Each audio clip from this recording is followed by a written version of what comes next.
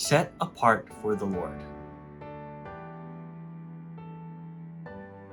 Continuing our series on the conversations of God in the Old Testament, we have a conversation between Moses and the Lord. Let me read to you the Lord's instruction in Exodus chapter 13, verse 1 to 2. The Lord said to Moses, "Consecrate to me all the firstborn, whatever is the first to open the womb among the people of Israel, both of man and of beast is mine." The Lord had just freed the Israelites from Egypt when he gave Moses this instruction: "Consecrate to me all the firstborn." In Egypt, the firstborn were claimed by their gods. Now the Israelites' firstborn would be set apart for the one true God. How do we interpret this passage in light of Christ's finished work on the cross? Should we also literally offer our firstborn children so that we might be set apart from the people that are around us?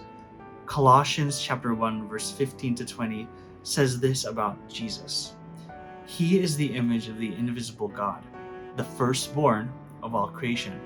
For by him all things were created, in heaven and on earth, visible and invisible, whether thrones or dominions or rulers or authorities. All things were created through him and for him. And he is before all things, and in him all things hold together. And he is the head of the body, the church. He is the beginning, the firstborn from the dead, that in everything he might be preeminent." Listen to these next verses.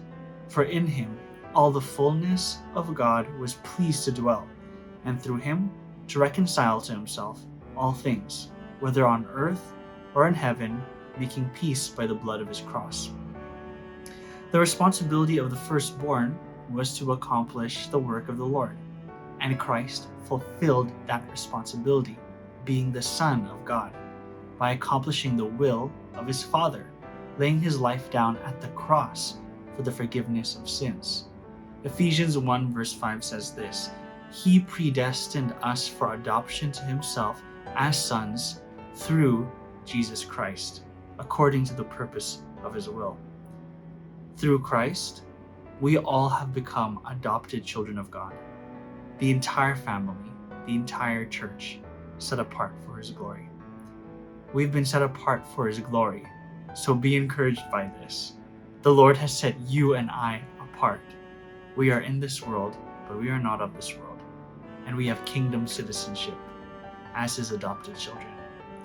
If you want to get involved in the work of sharing a message like this one, the gospel, to unreached peoples, I encourage you to speak to your campus pastor, your campus mission coordinator, or myself, and we'd be more than happy to get you plugged in and start you off on your missionary journey. God bless, and see you all on the mission field.